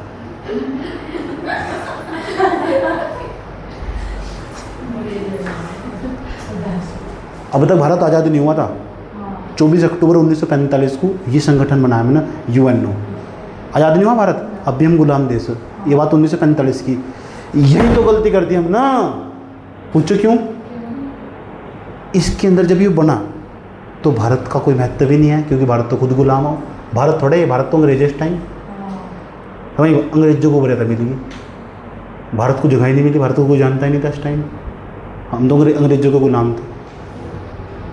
आ जाओ, अब तुमको पता लग चुका है दुनिया का सबसे बड़ा अंतर्राष्ट्रीय संगठन है वो, आज भी बहुत काम करता पूरी दुनिया में, लेकिन आजकल थोड़ा सही से काम नहीं करता। जो विकसित देश है ना, बड़े देश है, उनके पक्ष में काम करता, ठीक है। इसलिए आजकल देखो ईरान की और जो कितनी लड़ाई चल रही है आजकल, ईरान का युद्ध चल रहा नहीं हमारे पास, खाड़ी देशों में आपस में युद्ध चल रहा, तो UNO वाले क्या कर रहे हैं, अचार चीरे वहाँ बैठ गए हैं। कहाँ का UNO, जब तो युद्ध ने शांत करवा रहा, रूस का यूक्रेन के साथ अभी युद्ध चला, कभी अब तक भी युद्ध चल रहा है, कहीं का UNO। तो इसलिए कहता हूँ मैं, जो अंतर्राष्ट्रीय संगठन बनाए गए थे ना कभी 1945 में, ये आज काम नहीं कर रहे अच्छी तरह, निकम्मे हो गए, कभी नल्ले हो गए हैं, क्या हो गए, ठीक। दुनिया का सबसे बड़ा अंतर्राष्ट्रीय संगठन, इसका मुख्य उद्देश्य दुनिया में शांति स्थापित करना था, वर्ल्ड के अंदर पीस पैदा करा जा सके, वॉर को रोकना, युद्ध को रोकना और मानव अधिकारों की रक्षा करना। मानव अधिकार जानते हो, ह्यूमन राइट्स किसे कहते हैं, समझने की बात है। मान लेते हैं किसी एरिया के अंदर ये लड़की है हमारे पास, तुम बहुत सारे लोग हो गए यहाँ, इस पूरे एरिया के, मान लो हरिद्वार के लोगों को पूरा सताया जा रहा है, कोई सुन भी नहीं रहा, आज बहुत भेदभाव करना स्टार्ट कर दिया, हरिद्वारों को बाहर निकाल लो, यहाँ देश से बाहर निकालना स्टार्ट कर दो। अब हम तो भारत देश के रहने वाले, और हरिद्वार के लोगों को तुम बाहर निकाल लोगे, और हरिद्वार में बता कौन आओ पापा, समझ में नहीं बात। तो हरिद्वार के लोगों को बाहर निकाल लोगे तो आपकी सुनवाई बता कहाँ होगी, अब आपको UNO में जाना पड़ेगा, उनकी भी टीम हो, और जो ह्यूमन राइट्स वाले हमारे यहाँ देश में बैठे हुए, उनके ऑफिस बनाए रखे मानवाधिकारों के। जब मानव पैदा हो तो मानव पैदा होने के बाद उस मानव के अधिकार प्राप्त हो जा, उन्हें ह्यूमन राइट्स बोल रहा, और उन ह्यूमन राइट्स की जो सुरक्षा करने का काम हो वो भी UNO का हो। UNO की संस्था भारत में भी काम कर रही, सही बात ध्यान रखकर, कहीं ऐसा तो नहीं हो रहा यहाँ की सरकार यहाँ की जनता पर अपमान तो नहीं कर सकती, या यहाँ की सरकार कितनी पावरफुल हो जा, तो उनके अधिकारों की रक्षा करने के लिए जब यहाँ सब कुछ फैल हो जाएगा ना आपके देश में, और आपकी कोई नहीं सुनने का, तब ह्यूमन राइट्स वालों की टीम आ जा। देखा है जो पुलिस वाले तो धड़ाधड़ एनकाउंटर कर नू मार दो, अरे भाई मनुष्य हो, उसे उठाओ जेल में लेकर जाओ, ट्रेनिंग दो, उसका बुद्धि और व्यवहार सुधारो। एनकाउंटर नहीं कर देना चाहिए किसी का भी, समझ में आई बात। एनकाउंटर समझते हो सीधा मार देना उठा कर जाकर।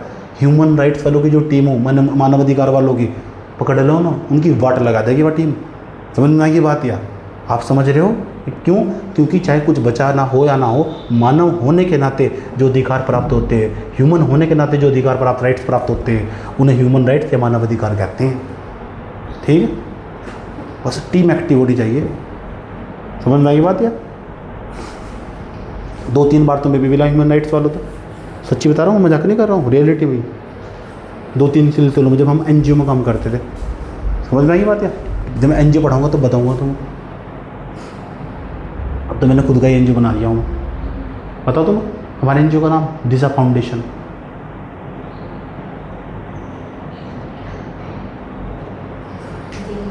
अब ये जो संगठन बना पूरी दुनिया में शांति स्थापित करने के लिए, नाम था संयुक्त राष्ट्र संघ, यूनाइटेड नेशन ऑर्गेनाइजेशन। कब इस्टेब्लिशमेंट हुआ, कब स्थापना हुई? 24 अक्टूबर 1945 की डेट बहुत फेमस डेट है, कई पेपर में पूछी जा चुकी है, इसलिए आपको याद रखना। इसलिए हम 24 अक्टूबर को ना 24 अक्टूबर को यूएनओ दिवस भी मनाते हैं। समझ नहीं बात क्या? शांति दिवस, दुनिया में शांति। इसका हेडक्वार्टर कहाँ से? न्यूयॉर्क में। और न्यूयॉर्क कहाँ से बड़ा? अब देख लो, यूएसए पावरफुल होगा, उनके देश में मुख्यालय इसका, हेडक्वार्टर, मीटिंग सीटिंग भी सारी वहीं हो। मैं डोमिनेट कर रहा था, हम तो कहीं भी नहीं है। 6 लैंग्वेज है वहाँ की, तुम बताना कि हिंदी है कैसे में? मैं भी ढूंढता रहा हिंदी को, क्या है? इंग्लिश, जिन्हें फ्रेंच आती होगी, चाइनीज़ आती होगी। मेरी दोस्त को फ्रेंच आती थी, उसने मुझे फ्रेंच सिखाई थी। फ्रेंच में आई लव यू बोलना सिखाया। ये क्या है? चाइनीज़ होगा हमारे पास, ये रसिया होगा हमारे पास, ये क्या होगा? अरेबिक होगा हमारे पास, स्पेनिश होगा हमारे पास। 6 लैंग्वेज थी। समझ में आई बात है? एक्चुअल वर्क क्या हो हमारे पास? मुख्य रूप से इंग्लिश। एक्चुअल हमारे पास लैंग्वेज कौन सी हो? इंग्लिश और फ्रेंच का बहुत ज़्यादा यूज हो या यूएनओ के अंदर। समझ की बात? या तो इसका मतलब ऐसे कह सकते हैं फ्रांस और इंग्लिश तो एक ऐसी लैंग्वेज है जो यूनिवर्सल लैंग्वेज है, पूरी दुनिया में लगभग मैक्सिमम लोग समझते हैं। और फ्रेंच का भी बहुत बोला वाला इस पूरे एरिया में। फ्रेंच फ्रांस की भाषा। समझ नहीं पाती? पता लग चुका मैं क्या कहता हूँ? ज़्यादातर यहाँ इस तरह के इन दोनों लैंग्वेज का प्रयोग होता है। देखते हैं, आज देखते हैं क्या अब तक भारत को जगह मिल पाई वहाँ? क्या भारत के प्रधानमंत्री जा सकते हैं? क्या भारत इसका हिस्सा है बना? अब तो आज़ाद हो गए हम। देखते चलो, ठीक है। टोटल कंट्रीज़ कितनी इसके अंदर? 193। 24 अक्टूबर को मनाया जाता हर साल हमारे पास। लेकिन नया मेंबर जुड़ा था, साउथ सूडान, ये देश बना था, ये भी इसका मेंबर बना। जो भी इसका मेंबर बना ना, उसके रूल फॉलो करने पड़ा और पूरी दुनिया में उसे तमीज़ से रहना पड़ा, क्योंकि 193 देश उस पर दबाव बनाना, अगर फालतू बोलने लगा।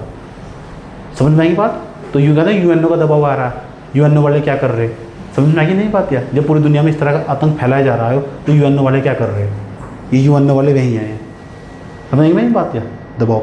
तो यहाँ भी बहुत सारे फैसले ले जाते हैं। हर साल 24 अक्टूबर को मनाया जाता है हमारे पास यूएन डे, ठीक है। इस टाइम इसका करंट तरीके से जो सेक्रेटरी है हमारे पास, सेक्रेटरी जनरल क्या है? एंटोनियो गुटेरियो हमारे पास, एंटोनियो गुटेरियो। ये बदलते रहे, पेपर में भी पूछे जाए कि इस टाइम सेक्रेटरी कौन बना है इसका यहाँ से।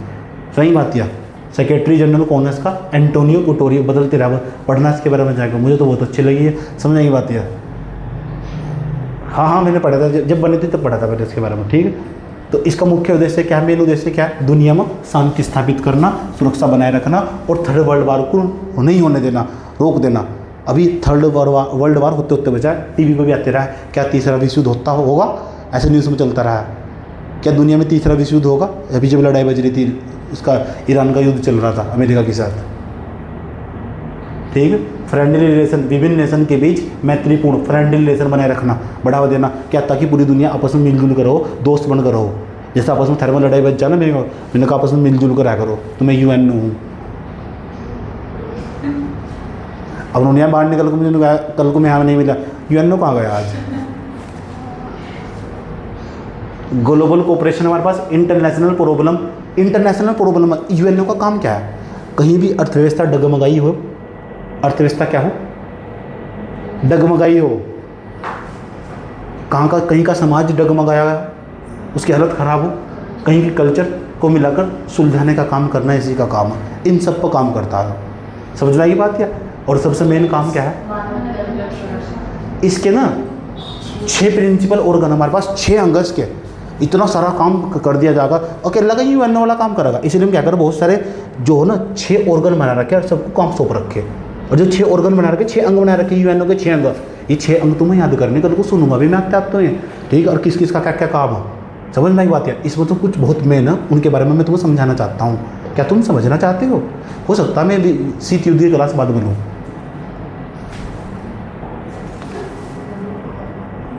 आहा, 6 प्रमुख अंग कौन थे? यूएनओ का स्ट्रक्चर, कामकाज संभालने के लिए इसके 6 मेन ऑर्गन बनाए, 6 अंग बनाए गए। ये जनरल असेंबली बड़ी इंपॉर्टेंट है। जनरल असेंबली, इसे महासभा बोलते हैं, यूएनओ की महासभा। इसकी मीटिंग होती है, हर साल मीटिंग होती है इसकी। समझ बात है? कहते हैं जो क्योंकि 193 देश बैठेंगे इसके अंदर, मीटिंग होगी तो उनके सबके अध्यक्ष आएंगे, वो बैठेंगे। प्रधानमंत्री चले जा, हो सकता कोई हमारे पास जो शिक्षा मंत्री चले जा, हो सकता कोई भी। Town meeting of the world या विश्व की लघु संसद भी कहते हैं। पूरी दुनिया की संसद है, या महासभा नहीं आया, महासभा नहीं कहते, पूरी दुनिया की संसद, इसे पूरी दुनिया की संसद कहते हैं। तो पूरी दुनिया की भी संसद है, क्या देखना, केवल भारत के अंदर ही संसद नहीं होती, पूरी दुनिया की भी संसद है। आप समझ रहे, ये पहला ऑर्गन नाम है जनरल असेंबली, हिंदी में क्या कहते हैं, महासभा।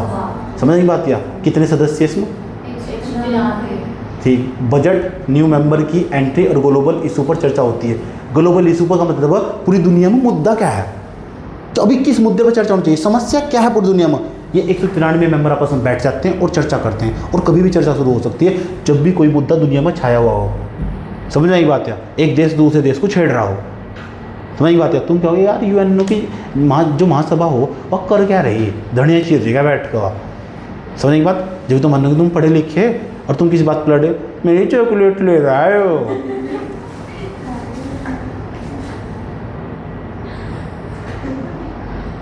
निराश किस पर होना चाहिए, निराश होना चाहिए इस पर, ये किस चीज़ पर निराश हो रहे, तू छोड़ गया क्यों तन्हा, जैसे वक्त से बिछड़ा लम्हा, माही पे देखी तेरी।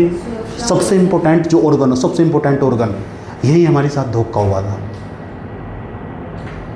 पूछो क्यों, अगर कुछ भी फैसला लेना हो, ये सुरक्षा परिषद यही फैसला लेती है। इसे सिक्योरिटी काउंसिल बोलते हैं हमारे पास।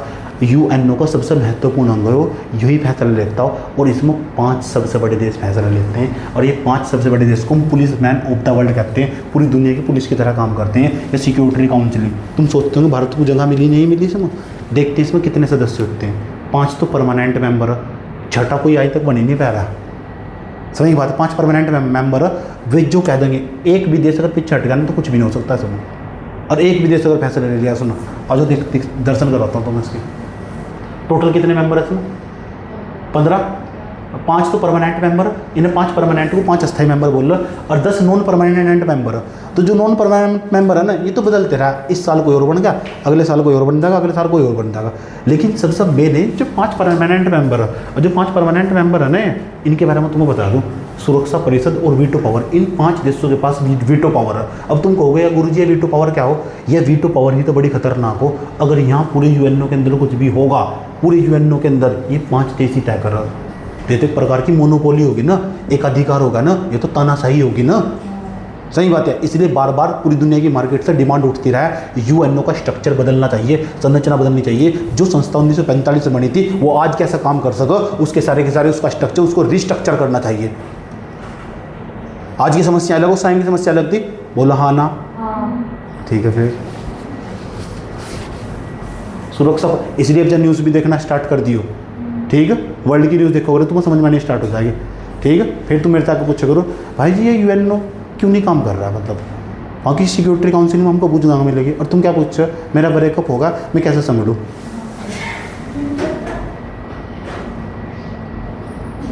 सुरक्षा परिषद सुन लो, सुरक्षा परिषद और वीटो पावर, 5 परमानेंट मेंबर हो गए जिनके पास वीटो पावर होती है। अगर कोई भी देश किसी डिसीजन के खिलाफ वीटो कर दे तो वह प्रस्ताव या रेजोल्यूशन पास नहीं हो सकता। एक देश ने अगर दूसरे देश के खिलाफ अगर वो लगा देना वीटो, तो इसका मतलब फिर कुछ पास ही नहीं हो सकता, यहाँ कोई काम ही नहीं हो सकता। ये 5 देशों के नाम बता रहा हूँ तुम्हें। अमेरिका के पास वीटो पावर है, वो जो चाहेगा वो होगा दुनिया में, वो जो चाहेगा वो होगा। यहाँ फंस रहे हम। ब्रिटेन के पास अंग्रेज जो चाहे वो होगा देश में, कुछ भी पास नहीं हो सकता है चीन के बिना। रूस के पास वीटो पावर है, चीन के पास, चीन भी ताकतवर है, सोच लो। उसके बाद फ्रांस के पास। हमारी पता क्या इच्छा, हम कई साल तक प्रयास कर रहे हमें वीटो पावर मिल जाए, सही बात है। लेकिन हम नॉन परमानेंट मेंबर में 1 साल के लिए मेंबर बन गए, नॉन परमानेंट मेंबर, अस्थायी सदस्य 2022 में बने थे भी, और उसमें खुद हो जाओ भारत इसकी कर रहा है, यहाँ ले जगह, यहाँ कोई जगह ही नहीं दे रहा। अगर हमें यहाँ पावर मिलेगी हम पूरी दुनिया की महाशक्ति बन जाएंगे, ठीक है। मोदी जी तो प्रयास कर रहे हैं, विश्व गुरु बनने की कोशिश कर रहे हैं। विश्व गुरु तब बनेंगे जब आपको यूएन की सिक्योरिटी काउंसिल के अंदर, सुरक्षा परिषद के अंदर अस्थायी सदस्यों में जगह मिलेगी। आप समझ में आई मैंने क्या कहा तुम, अभी सारा रोला समझ में आ रहा दुनिया का हो। और तुम क्या समझ रहे बैठ कर, ब्रेकअप कैसे दूर के बाहर कैसे निकले, सुधर जाओ। ये 5 सदस्य ऐसे याद रख सकते हैं, FRECA। F का मतलब फ्रांस, रूस, उसके बाद E का मतलब हमारे पास इंग्लैंड, C का मतलब चाइना, A का मतलब अमेरिका। भारत है इसमें, आ जाएगा भारत इसमें, आणविक निर्णय के।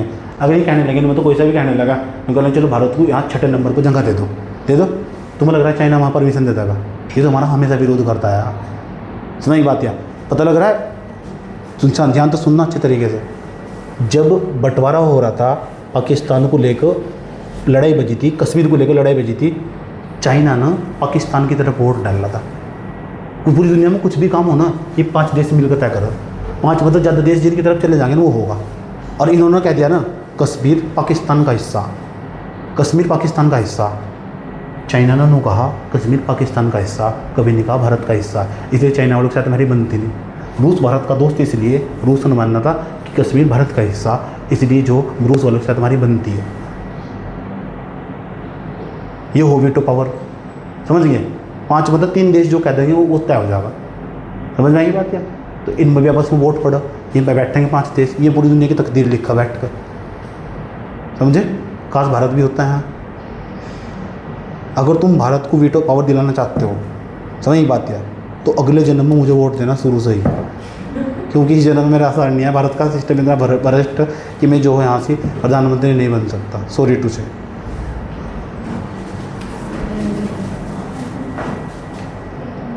कैसे बन सके वीटो पावर, कैसे मिल सके वीटो पावर, है ना?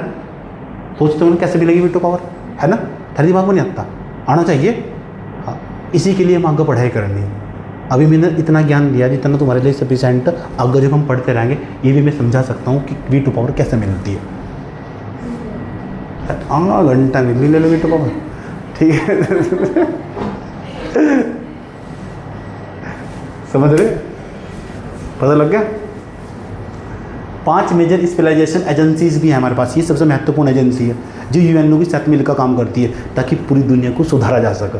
अलग तो एजेंसी है, पहले तो काम कर रही थी, कहने लगी हम तो पूरी दुनिया के लिए काम कर रहे। यूएनओ ने बुलाया काम कर, हम तो सपोर्ट करेंगे, पैसे भी देंगे तू ज़्यादा, हम तो बच्चों महिलाओं के लिए काम कर रहे हैं, पूरी दुनिया में कहीं भी जाते हैं। अच्छा एक काम कर, आ जा, हम तुझे यूएनओ की सदस्य दे देते हैं, हमारे साथ मिलकर काम कर। ऐसा करके 5 एजेंसियों का नाम जानना चाहते हो?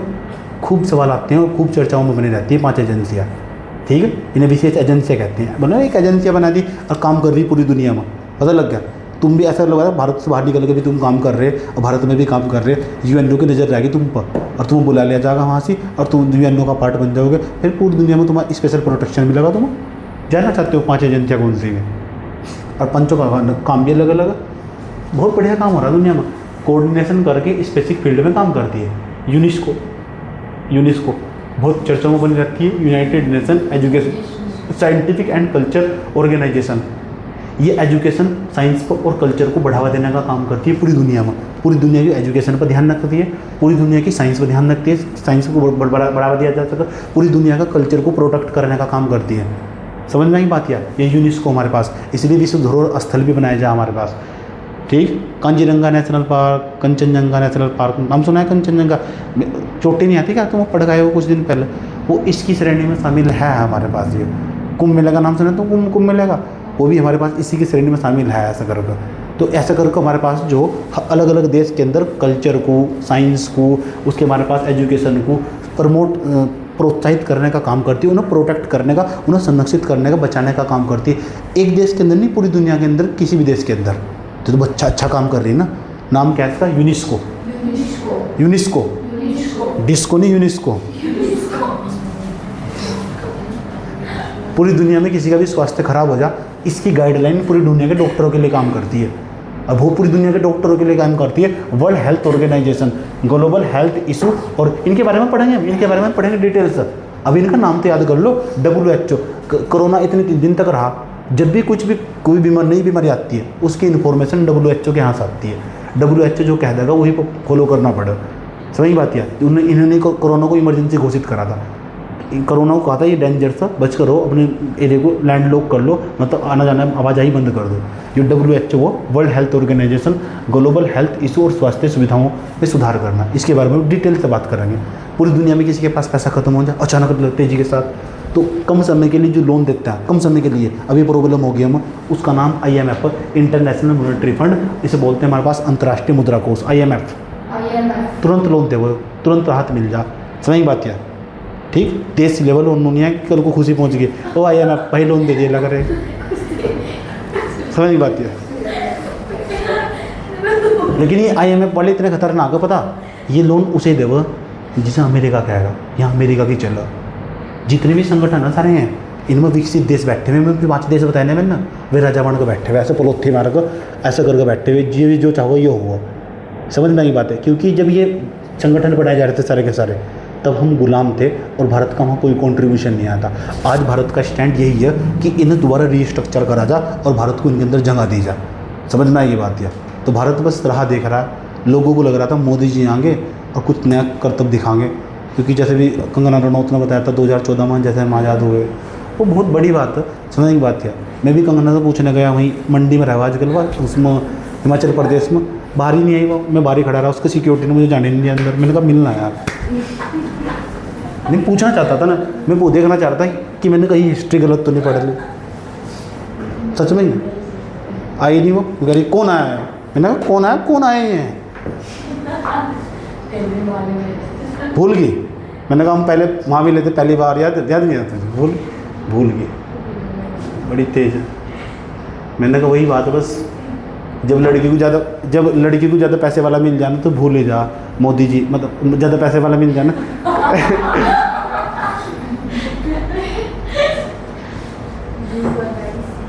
बैंक सुन लो, ध्यान रहेगा, फाइनेंस असिस्टेंट और ग्लोबल इकोनॉमी को मैनेज करने का काम। एक हमारे पास हो वर्ल्ड बैंक, IMF तो लघुकालिक लोन देव शॉर्ट टर्म के लिए रहना, क्योंकि किसी देश की हालत ख़राब होगी, औलाद वालो फूलो फलो, छोटे समय के लिए। समझ नहीं बात है। एक्टिंग में जा सको नहीं, मैं अभी सीखी मैंने 4-5 महीने पहले एक्टिंग, बहुत भयंकर एक्टिंग सीखी। कैमरा बंद करके दिखाऊंगा, कल को दिखाऊंगा, तो सच में ही। ये यूनिसेफ हमारे पास, यूनिसेफ क्या हमारे पास, यूनाइटेड नेशन चिल्ड्रन फंड हमारे पास, ये देखा है फंड है ना, बच्चों के अधिकारों, शिक्षा और स्वास्थ्य के लिए काम करना। समझ नहीं पाती है, पूरी दुनिया में बच्चों के लिए काम करना। आप यूट्यूब पर ना एक चैनल बना लो भी, जैसे ही चैनल बनाओगे आप बच्चों के खिलाफ कुछ भी उल्टा सीधा करके डाल दिया आपने, बच्चों तुम आत्महत्या कर लो। देख मेरी आज यूट्यूब पर चली गई ना, यूट्यूब यूनिसेफ वालों को पता रहा है, नीचे अपना एक मैसेज छोड़ देंगे। समझ नहीं बात है, बच्चों ऐसा मत करो, उनके राइट्स को, उनके अधिकारों को प्रोटेक्ट करने के लिए पूरी दुनिया में कहीं भी बच्चों की कोई नहीं सुनता। जैसे पता लग रहा है हाँ भारत के बच्चों का शोषण हो रहा है, सारे बच्चों का, इनका इतना बड़ा बड़ा बस्ता कर दिया जा और वो काम झेल नहीं रहा जो होमवर्क दिया जा रहा है। समझ नहीं बात यार, ये बात पता लगी यूनिसेफ वालों को। सही बात, ऊपर से गाइडलाइंस आ गई यहाँ से कि भारत के अंदर बच्चों का शोषण हो रहा है, उनका जो बैग है ना वो बहुत बड़ा कर दिया जा रहा है, तो इनकी पूरी निगाह बनी रहेगी अच्छे तरीके से, फिर जो है यहाँ के इन बच्चों के अधिकारों को प्रोटेक्ट करा जाएगा। समझ में आएगी नहीं बात यार, पता लग रहा है कल से ये गाइडलाइंस आएगी। अब भारत के बच्चे जो 18 साल के नहीं 12 साल के भी काम कर सकते हैं, तो ये पढ़ाई पुढ़ाई छोड़ कर सीधे वहाँ दिहाड़ी बजाएंगे। समझ में आएगी नहीं बात यार, ये फिर नज़र कौन रखेगा, यूनिसेफ वाले। समझ बात है, अच्छा बेटे भारत वालों उल्टे सीधे गाइडलाइंस निकाल लो। अभी 12 साल में तो दाढ़ी मूछ भी नहीं आई अभी। सही बात है, तो 12 साल में जो उसकी खेलने कूदने की उम्र है, तो तुम उसको मजदूरी करवा रहे हो। आप समझने में क्या कह रहा हूँ, ये है हमारे पास। आपको अच्छा लगा आज, ठीक समझ में आई। शीत युद्ध, मैं चाहता हूँ शीत युद्ध को हम कल पढ़ें। आप समझ रहे हो, आपको कैसा लगा जरूर लिखिएगा। धन्यवाद।